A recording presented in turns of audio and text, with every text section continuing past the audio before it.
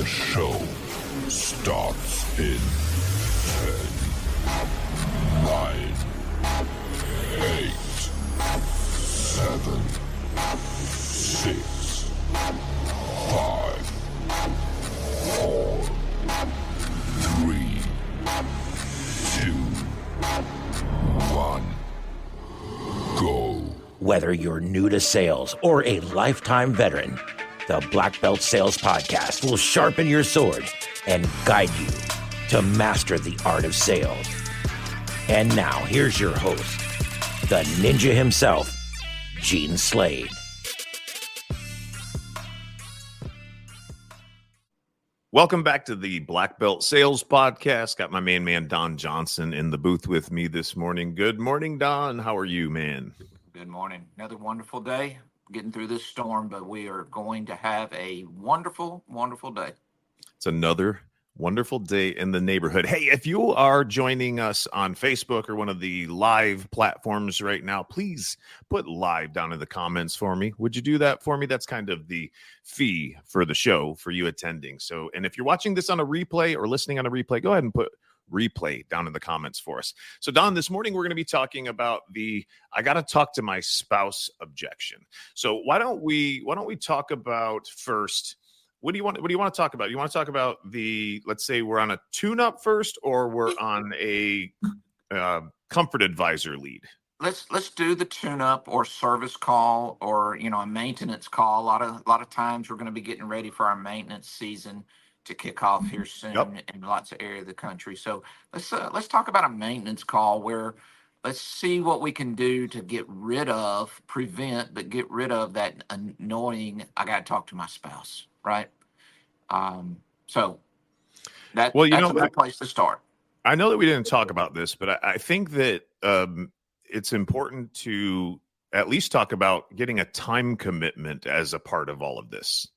Exactly. That was going through my mind as well, is if you get your time commitment, that is a first step of, in the homeowner's playbook, they give them when they buy a house, they give you as soon as somebody comes in and try to sell you something, you just say, oh, I have somewhere to be. Just leave me a copy of that. So that gets annoying. If you want to get rid of that, you guys experience that? Yeah. Put it down in the comments. Put me if you experience that. Yeah, if you get tired of that frustration, kind of goes in this same category of let's get our time commitment first, and then let's find out if the spouse involvement. A lot of companies want to say decision maker, right? I don't like asking, are you the decision maker? It is kind of offensive type deal. You say it to a male or female, it can go the wrong way. So we're gonna ask it in a way, but we're probably not going to use the word decision maker. I try to go away from that phrase. Some companies say just ask it and be bold, but I like to be a little more elegant and smooth about doing that. So let's get our time commitment first. How are we going to do that, Gene? Well, at the greeting, the last thing that we would do in our greeting before we go to do our tune-up is we would ask the client, are we working with any time restrictions today? Now, you can't ask just this one question and have it be really successful, because clients aren't really thinking about how long you're going to be there or might need to be there, right? So most of the time when I say, are we working with any time restrictions today? They'll go, no. And so then I'll ask, so you don't have anywhere to be later? That's when it's going to come out. That's when it's going to come out that they've got to go pick up their daughter at 3:00, or they got to go to the dealership to get an oil change on the car or something. And we want to know about that up front so that we're not pushed out the door the moment that we go over our findings. Exactly. Mm-hmm. We found, and what will happen is you'll start doing this and you'll get your time commitments and things will go, but you'll get, are we working with time restrictions? No. So there's nowhere you have to be later? No. I'm going to be here all day, or no, I don't have anywhere to be. More times than not, you'll get no twice. Okay. And I'll have technicians, when I was training our guys, would say, well, why am I asking it? Because it's always the same answer. There's a purpose to ask it, even if you've been getting no twice. Now, when you get that yes to come out, we can handle that one, right? That's not a problem. That's not a problem. I'll start on the inside. I'll I'll work my way. When you're ready to leave, just come get me, and I'll work my way to the outside, and I should have everything together by the time you get back, right? Just simple situation, but you still ask it whether you keep getting no and no every time. And we were about 80% of the times it'd be no and no. Yep. It does still function because people are consistent, right? If they say they have nowhere to be, they're going to have a hard time looking you in the face and saying, and looking you in the eye and saying, I've got to go somewhere. Right. And you could always call them out and say, well, earlier you said you didn't have anywhere to be. That's my fault. I really wasn't trying to rush through this. And then you could call them out on that if you need to. But do that time commitment. Are we working with any time commitment today? So you don't have anywhere restrictions today. So you don't have anywhere to be later? And that's a negative, that's a no-oriented question. So you don't have anywhere to be later? So it will get you where you need to be. It's as if you're being sensitive as well to try to work with their schedule, right? Comes across really well if you'll get your time commitment. So after you get your time commitment, what do you do to get the spouse involved next, Gene? What do we do on the tune-up? We're going to do a full tune-up and inspection, right? And this is my personal opinion. Thank you, Robert, for putting live down in the comments. If you guys are watching live, throw live down in the comments for me, pretty please. I really want to just emphasize that people tend to equate time and money in the same, like they're directly correlated. So if I go out there and I do a drive-by tune-up and it's 25 minutes later and I'm talking to them about a new heating and air conditioning system or trying to sell them anything, there's not really much perceived value that happened in the money that they already spent with you. And a guy named Leland Smith, who is extremely successful in this industry, taught me that you have got to do the work that you are contracted to do prior to having earned the right to have those other conversations with them. So you really want to do a thorough tune-up and inspection. Now, I know a lot of you don't want to do this. You feel like you can't make money on maintenance, but it's because it's not your fault. You don't get the communication side as well as you could. Can we agree on that? And can we agree that there are some things that you don't know that you don't know? Is that possible? That there are things that you don't know that you don't know? I mean, you don't know everything, do you? I mean, do you? We learn it. Yeah, we got to continually learn. Yeah, I don't. I'm constantly learning. I'm constantly buying programs to help. So 75 to 90 minutes is typically how long I'm there before I start presenting. Now, when I go in to get the client and I bring them out to start going over the findings, many times it's just one person that comes with me. And a lot of times it's the man of the house. Are you guys experiencing the same thing? Now, when you present everything to the man, are there times when he goes, I need to talk to my wife about this? And do you realize that if that's the case, in order to have a high success rate, that you're going to have to go through your entire presentation again, word for word, exactly like you went through with him? If he's inclined to go ahead and move forward, you want to say it the exact same way, right? But that takes a lot more time, no? So when I have a client come out to the outdoor system with me or wherever it is it's at on a plumbing call or electrical call or roofing or whatever, and it's just one person, I'll go, is she going to want to know what's going on with all this? Are we going to have to go over this again? Should we just go get her? Like literally 3 questions in a row, just like that. Mm-hmm. And most of the time he'll turn right around, go grab her, bring her back. And now I don't have to worry about, I got to go talk to my wife. Right. So that's the answer in my opinion and how I handle it. Yeah. Anything to add there? Yeah. I wanted to mention that you said we have to do the work before we earn the rights to. And what I mean on a tune-up is we have to tear it apart. We have to take the top off. We have to get the leaves out. As you know, especially in the fall, we're going to see more and more leaves. We've got to do work that shows them we take the top work. Off. Take the outsides off of it. Strip it down. Do stuff that nobody else has ever done. Right. But do not put it back together yet. I'm not saying I have to be 100% finished and everything's back together and back running. In fact, I would want it to be torn apart parts all over the yard for the outdoor system, indoor pieces, doors still off of it. You want to show you've done the work, but you don't want to be finished. Probably as just a rule of thumb, 80% complete, right?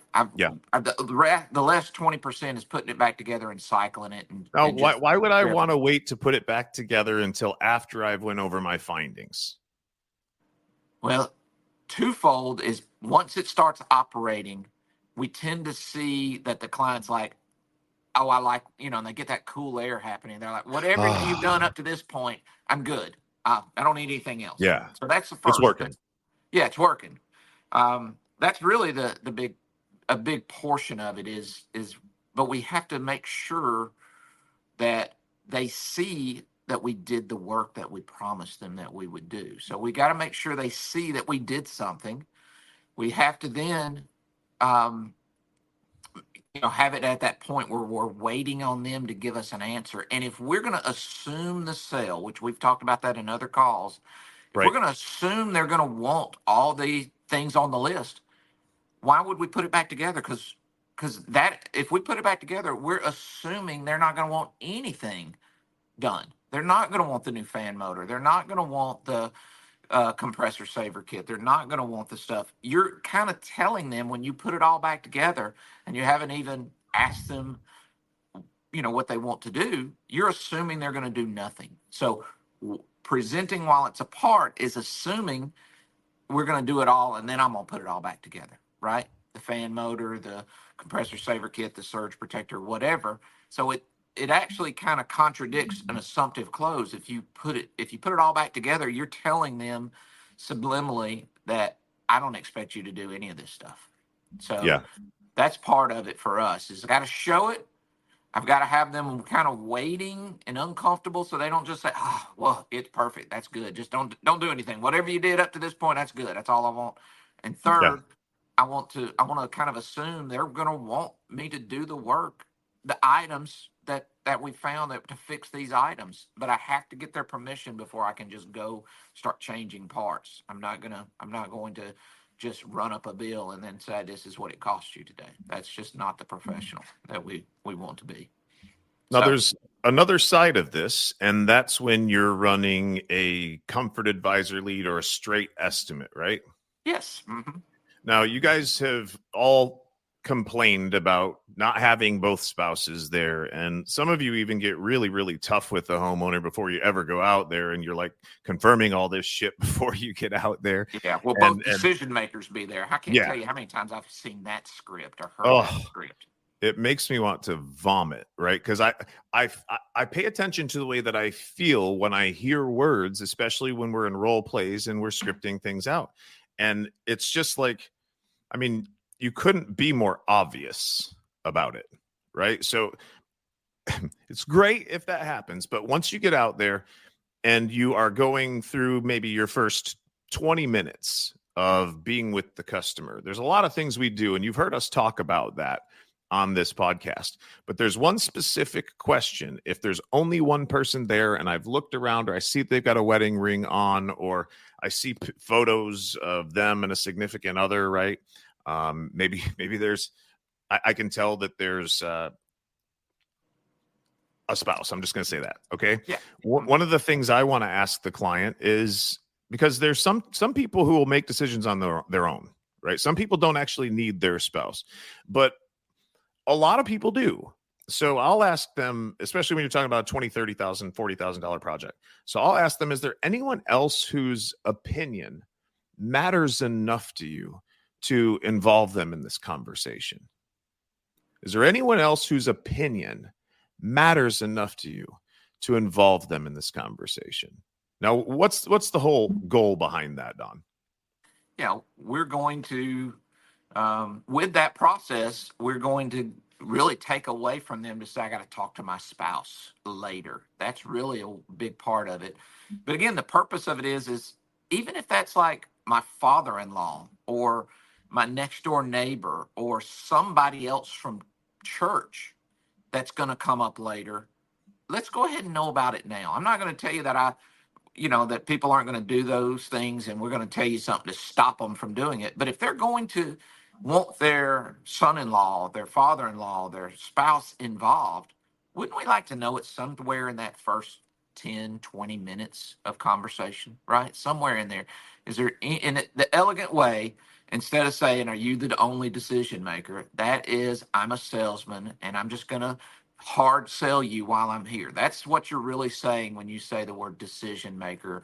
You're going to be a hard closer. You're going to pressure them in to doing something. That's what you're really saying to them Yeah. when you use that phrase. But is there anyone's opinion that matters enough to you to include them in this conversation? That is so elegant way of finding out what's about to get, what's going to be involved later on. So Well, thank you, Don. I appreciate that. that is elegant. So That is it's the elegant. first time I've As a ever been called professional. elegant. You're like, I ain't call you elegant, man. No, That is wonderful if you'll do that, and it will solve so many of your problems, because later on, when they normally would have said, I need to talk to my spouse, they're going to have a hard time, because again, consistency. They said they didn't need that person involved. They're going to have a harder time saying, I have to get that person involved, right? They might still do it, but it's more legit if they really do it after you've asked at the beginning than than them just using it as a put off to try to get you out of the house.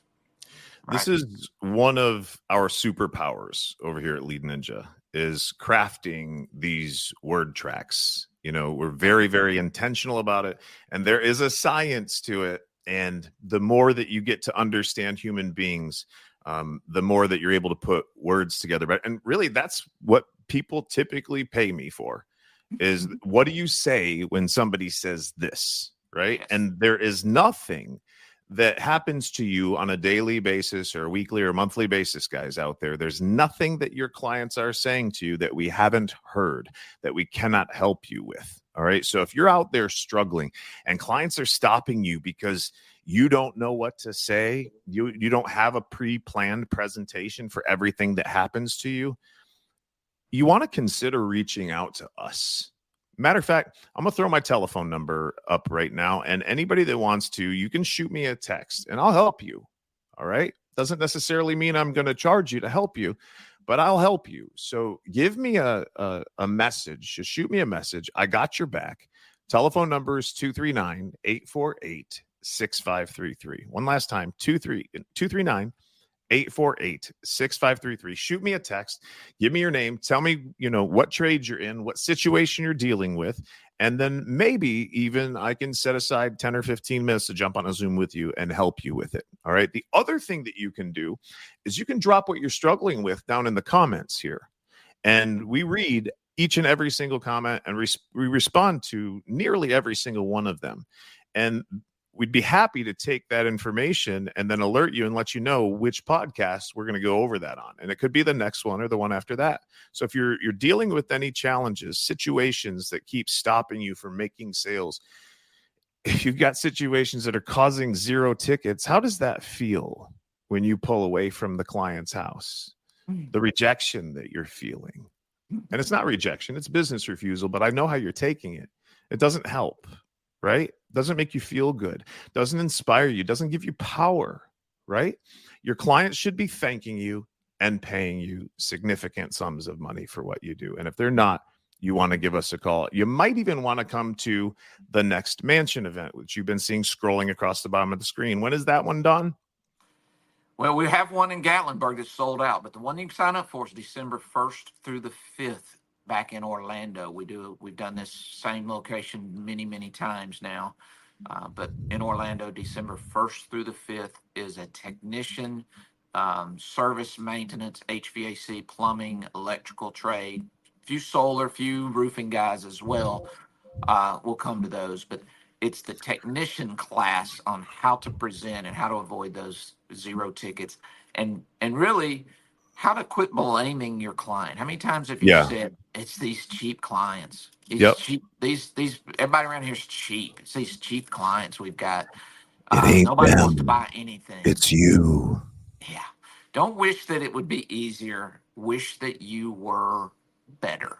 Yeah. That's kind of the what you And- would say and is, then don't wish get for better. easier clients. Wish that you were better, and then you can handle that. So, but coming to that mansion, we call it mansion event. It's really just a 3-day training class.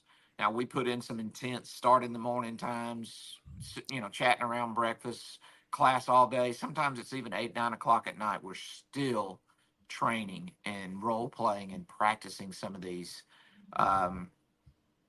So it's much more than just a few hours of class and then out goofing off. We're You're essentially going to actively live with you for 14, 15 hours a day. Yeah.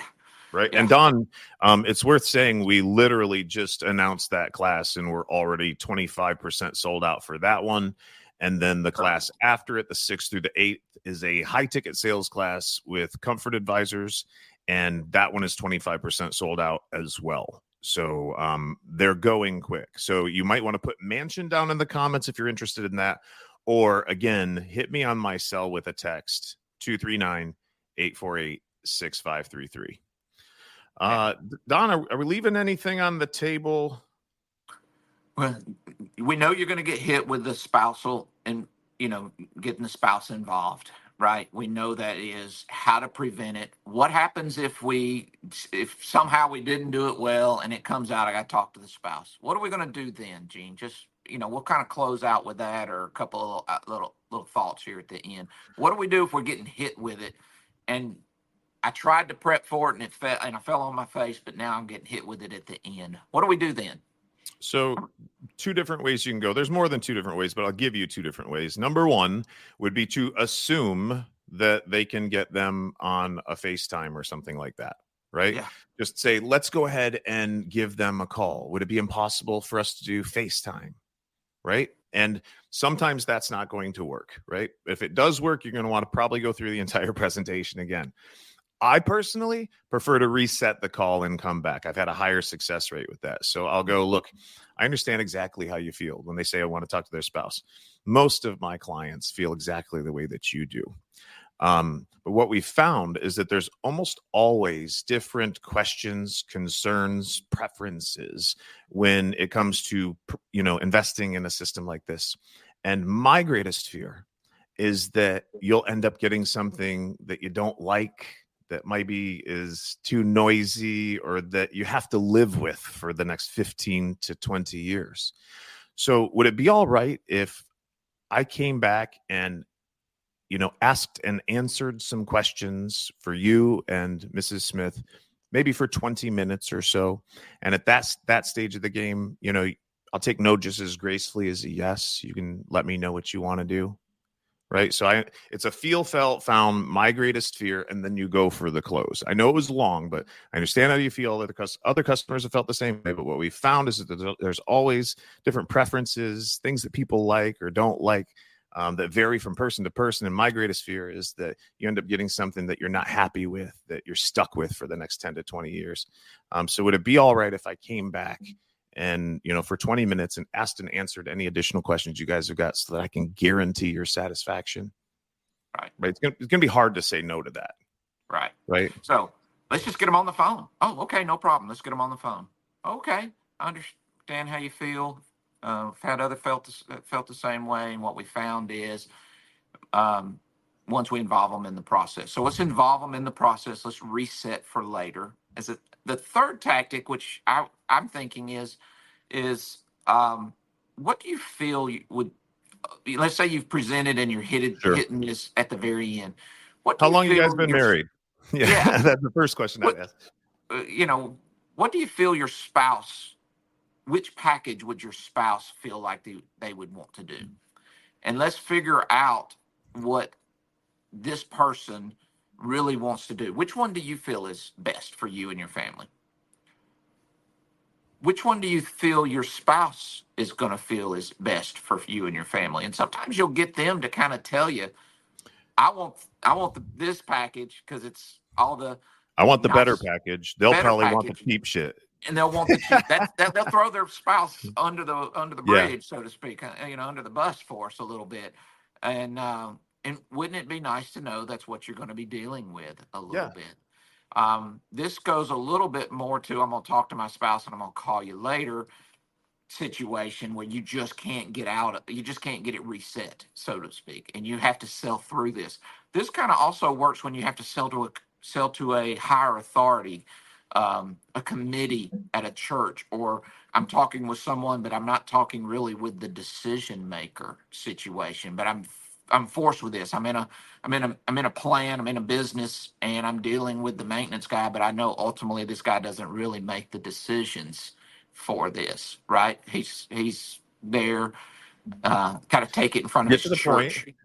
So that is when you have to sell through them a little bit. Okay, that's when you sell through them. What do In your you mean by opinion, what do sell you? through them? Yeah, you have to ask them, what do they feel that Got it. person is going to feel is important? What do you think the committee is going to And want once you get to those know? answers, what are you going to do with them? Well, you're going to show them how to present it to the committee for you, so to speak. You're going to Okay. have to show them how the package they want is Yeah. actually What are you going to going to work. say about this? Yeah. What are you going to say about this? What are you Mhm. going to say about this? And then when they struggle, now you've got an in to, hey, would it be impossible for me to come in and maybe just give you a hand and be support for you and be backup for you? Right? Yeah. And I've done that a lot with clients, but here's what I thought you were going to say, Don, when you were talking about which one do you think they would want to go with? And the person's like, well, I'd really like to go with this one, but I'm guessing they'll probably want to go with this one because it's cheaper. I'm surprised that you didn't at that point use your famous, well, why don't we go ahead and just pencil you in, right, for the cheaper system? And Right. if you guys want to go ahead and upgrade, we will have time to do that. Just let me know by XYZ time.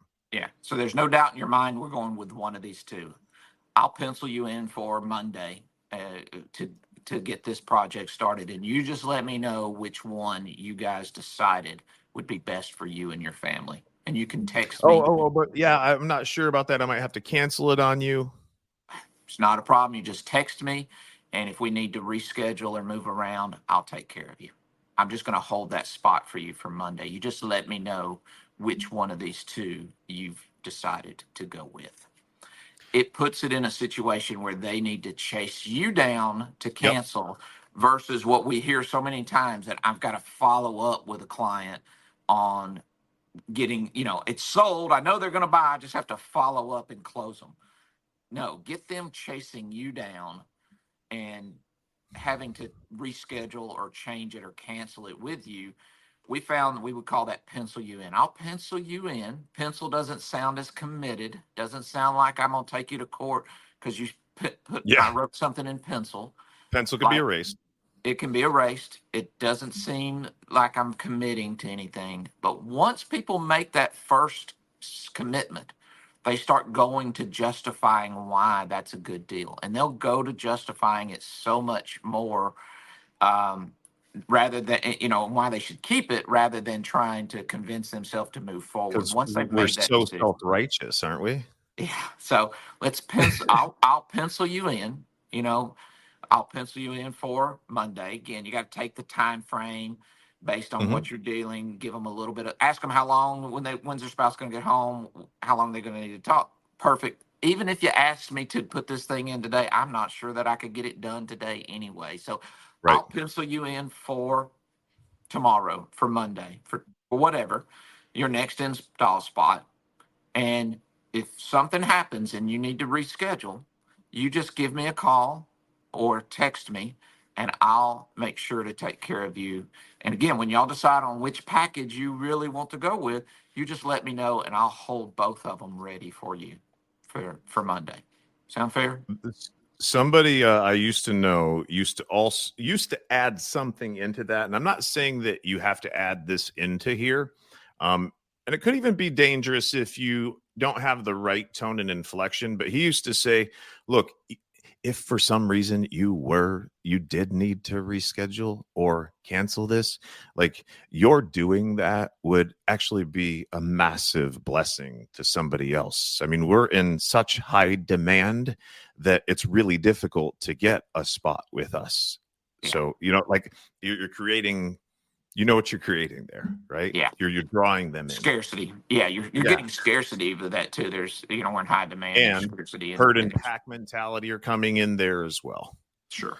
So guys, really, I don't know if you realize all the nuggets that were actually dropped this morning. Pencil you in will work. We found that it was about 2/3, 65 to 70% success when we penciled somebody in that they stuck. Now you got to understand, these are not the one. We're not saying we sell 70% of the one. These are the ones that we were about to walk away and have to follow up with and chase back down. 2/3 of them just stuck anyway. The ones that fall off, guess what? They had to call you to cancel. Now you got them. You back in front of them. How many times have people ghosted you when you're trying to follow up? Well, you're building a system that they won't ghost you. They'll chase you down to reschedule or to cancel. Well, perfect. Now you're in front of them or you're on the phone with them. You have that opportunity to ask a few more questions, figure out what's really going on. And who really wants to get multiple quotes? Who really wants to have 5 or 6 contractors coming in and out of their house, waiting for proposals, waiting on them to follow up and email stuff to them? Like, who really wants to do that? Wouldn't it be better if there was just one person that came into your house that you could trust and you didn't have to waste all that freaking time? Do you think that the people feel good getting estimate after estimate after estimate after estimate? Would you like to waste your time like that? So it doesn't have to be that way. Use look, I'll just go ahead and pencil you in. And if, for some reason she doesn't want to do this or he doesn't want to do this, it's not going to be a problem. We can move things around. We can do different things. Heck, even if you had to cancel it, it would likely be a blessing to somebody else because there are always people trying to get on our calendar to get installs. Right. Yeah. So, guys, I hope that you've enjoyed this today. If you want to come see us, the next live event that is not yet sold out is December 1st through the 5th in Orlando, Florida, at the Grand Hala Mansion. You'll be staying with us, meals, lodging, tickets, everything's included except for your flight and your Uber ride to get there. The next class after that is a high ticket sales and comfort advisor class, and that is the 6th through the 8th. All of them in Orlando at the Grand Hala Mansion. Don, fun hanging out with you again this morning. Hope you have a great weekend. Until next time, ninjas, go slay some dragons. All right. Good luck, guys. Hit us up if you need help. Again, my cell is 239-848-6533. Have a great day, y'all.